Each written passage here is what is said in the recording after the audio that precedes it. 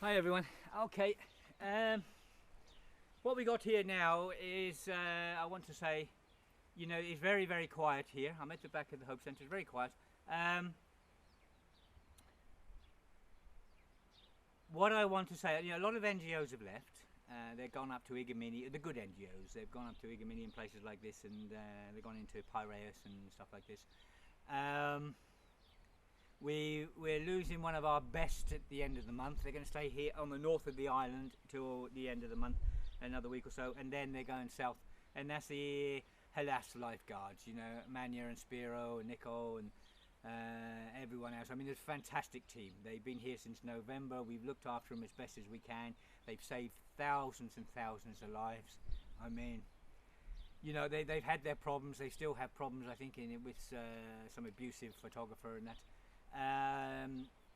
But these lifeguards, if there is some sort of medal or anything in Greece, these lifeguards should get it. They've been out on on the next bay from here. It's a really rough place, really horrible place. I brought boats in there, a lot of rocks, and they based themselves there all winter, day and night. They've had their tents blown off of them and everything, and they still stuck it out. They've been abused down there by certain people. And they've really stuck it out. So, if there is a medal or an award or something within Greece, they deserve it. The Spanish, they've won lots of awards, proactive and that, and they deserve it because they're further down. And I know they've been given these awards and everything else by the Spanish and everything else. We have certain NGOs giving awards and things like this. Which they deserve it, and there's been a lot of praise to the people of Greece, and they deserve it. But this one team, if anyone has any influence out there, or if there is any type of award for special people that saved a lot of lives, this is the team. The Greeks should honour this team. This is the lifeguard Helios. Absolutely fantastic. Thank you, all of you, for what you've done. And I know you're carrying on. You're not finished. You're going down to Mytilene.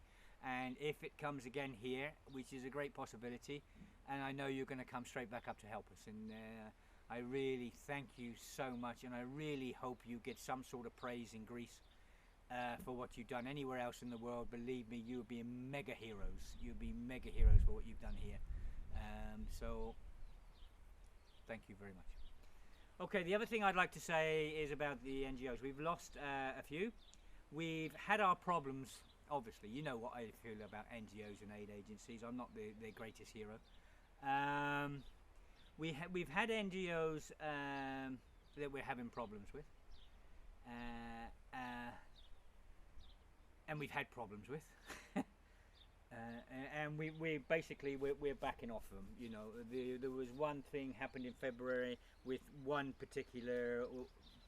There was a fundraiser set up for the Hope Centre, and one particular woman sort of was invited in to join the committee that was running this, and she bullied everyone and pushed them out.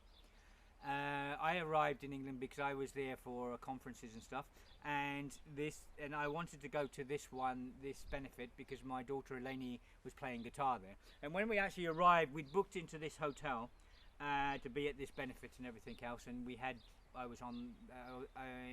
done some BBC Scotland work for radio. Went to the ITV offices and done some work there. We done some protests in London in the streets and that, in Parliament Square, Trafalgar Square. But when we actually arrived to this hotel, we were there. We booked in for a couple of days, so we could be at this benefit. Before we actually got there, this woman didn't want my daughter basically playing at the concert, so we didn't. Well, what's this about? Because Eleni's a terrific player. She has 2 albums on the market, and she's doing a 3rd now. And she wrote the song "The Lost Souls" for the refugees. I mean, that's fantastic. The video of it is unbelievable. And the song's good, and I thought, well, this is strange. Why won't this woman want to do? So we got in a conversation with this particular woman, and she said to us, she typed it out. We've got it on the email. She really didn't want us there either. This was for her family and friends. And I'm thinking, this is a benefit for the Hope Centre. She doesn't want, 2 of the volunteers that are actually running the Hope Centre and trying to do their best to get it done up. And she doesn't want the girl that's done the Lost Souls. and this is for her family and friends. She did have a guy there, a lorry driver. It's very famous. I met him. He's very nice because we were there. Anyway, we did go, but we met the other directors of this who were doing the benefit, who she pushed out, and we went for a meal with them. We didn't go to that night. Anyway, so we backed out. We said, okay, you know, there's something very wrong here. We don't want anything to do with this woman. And she said, I'm going to give all the money to a lady that run the medical centre in Moria, outside Moria. We have a massive camp. I mean, we did help them as much as we can regarding medical supplies down there, and she didn't know that we knew them, but we all work together here. Anyway, she said, I'm going to give all the money to that, and she actually raised £14,000, almost 17,000 euros. Now, just recently, this woman has come through and said she doesn't want to give the money to this lady either. You know, this is the end of May now. She took the money in February. There will be court cases here. Definitely. We're going to court on this one because this is wrong. This is people doing this time and time and time again. Taking money that is given for refugees. Yeah. Now, this is wrong. Absolutely wrong. So this will go to court, and believe me, I will give my support behind this one 100%, because this is a nasty woman. She's a bully. Yeah, this money was for refugees, and we needed that money back in February, March, April.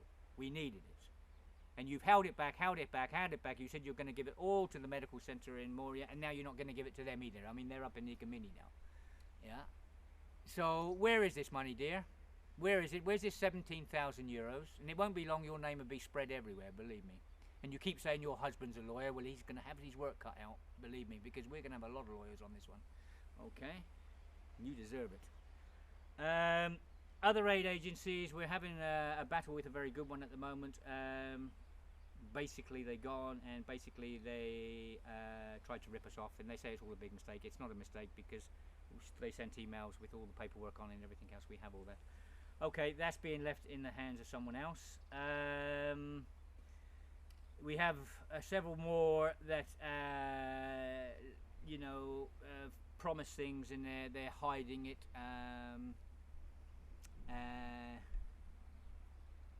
Anyway, I will shout all these names when the time's ready. When the time's ready. At the moment, it'd be very wrong for me to shout these names.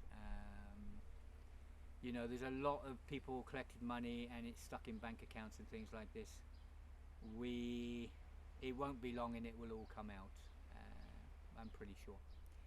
We do have small NGOs that have been doing absolutely fantastic.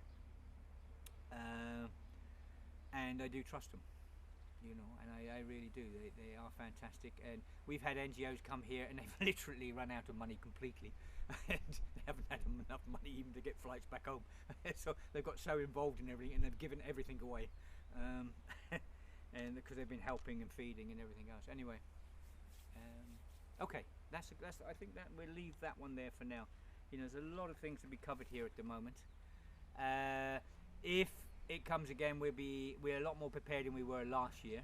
There is a great possibility, but the only problem is now it won't be 600,000. It will be in the millions. You know, we are still sending clothes to even now to Moria, to Karatepe. We're still involved with the refugees. Pipka, we're helping any way we can. We were out the other night with Pipka, the people from Pipka. They're absolutely fantastic. We are sending stuff out to Igomini from the warehouse in Athens and things, and anyone anywhere that needs anything, please come into the Kempsons and we'll see what we can do. We have 6, 7, 8 storerooms here at the Hope Centre because, you know, we're having problems with this legal thing, so we're using this basically. It's not being wasted. We are using it as a storage, and we are sending clothes down to Moria. Last week quite a lot of clothes went down, shoes went down, hats went down, creams went down, mosquito repellent, stuff like this. So, you know, we're still working and we're still doing our best we can, and we're not going to give up. We're going to carry on helping people, and we're going to really carry on trying to get the Hope Centre open. You know, we've got a big legal wrangle on our hands, but we're going to go for it. We're going to push it as much as we can. If we can't, then, you know, we've done the best. But I'm pretty sure, you know, the lawyer seems very good. We'll see what we can do. Okay, all the best, everyone. Bye.